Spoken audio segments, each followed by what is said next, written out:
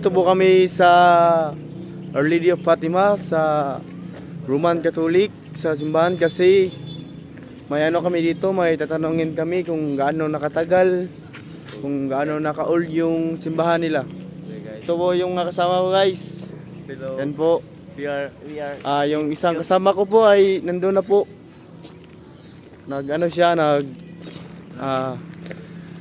Nagtatanong siya kung pwede ba na vlog dito.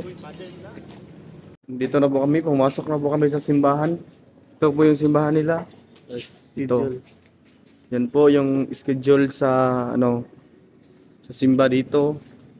Yan po, dito po yung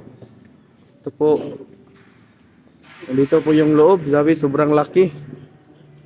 Sobrang laki po ng simbahan nila dito sa Pagadian City, Balangasan, Our Lady of Fatima.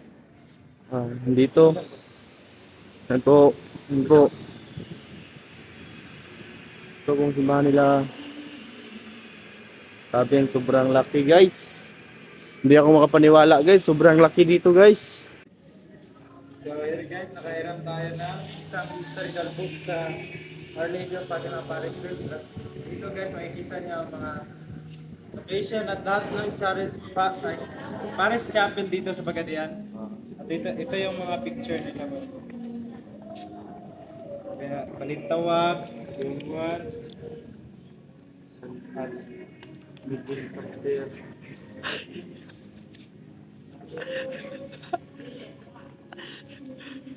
Yan po guys. Mga chapel dito sa Pagadian.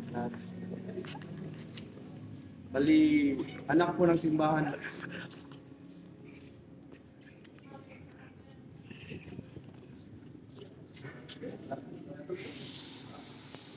Yan po, nandito lahat ng mga chapel at location kung saan mga banda ang mga chapel na dito sa Pagadian. As you can see, this is all the physical timeline church in Pagadian City, and in anything else, tugon ang Our Lady of Fatima Parish kung saan kami ngayon. Doon po kami galing sa simbahan guys at pumunta po kami dito sa nila guys sa lugar ng halad at pagsisindi sa mga kandila guys dito po guys. At may isang kasama po ako guys. Siya po ang magsasalita sa mga kasabihan dito guys. So yan po. Ito po. Guys, nandito po tayo sa sindihanan ng mga kandila at pagkatapos niyo magsindi, ito po yung dasal na mga babasahin nyo. Nandito na po kami sa likod ng simbahan guys. Yan po.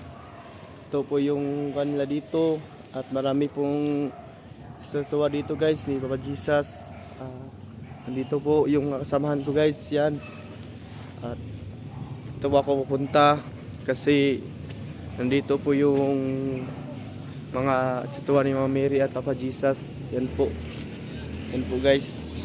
At may isang kasamahan po ako guys na siya na po yung magsasalita kung anong laman dito or anong kahulugan dito guys. So, nandito po tayo sa likod ng simbahan. Nandito po ang statwa ni Mama Mary at ni Papa Jesus. Sila lang sisimbolo ng pagmamahal sa ating lahat. Guys, nandito na po kami. Pauwi na po kami guys kasi natapos na po namin yung mga importante dito sa simbahan, mga historical, yung mga statwa dito guys. Yan po yung mga kasamahan ko. Mauwi na po kami guys. Salamat po sa yung pagpanonood sa video namin and like and share. Thank you.